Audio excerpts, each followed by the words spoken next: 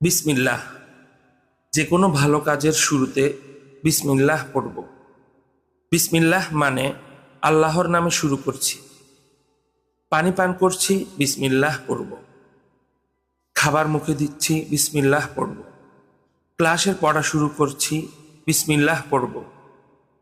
হাতের লেখা শুরু করছি, বিসমিল্লাহ পড়ব। বাড়ির কাজ শুরু করছি, বিসমিল্লাহ পড়ব। স্যার পড়া ধরেছেন, পড়া বলার আগে বিসমিল্লাহ পড়ব। ক্লাসে বসেছি, বিসমিল্লাহ পড়ব। স্কুল ছুটির পর বাড়ি ফিরছি, বিসমিল্লাহ পড়ব। তাহলে আল্লাহ তাআলা আমাদের কাজে বরকত দান করবেন। বরকত মানে কল্যাণ, সমৃদ্ধি, উন্নতি। মহান রব্বুল আলামিন আমাদের সকলকে আমল করার তৌফিক দান করুন। আমিন।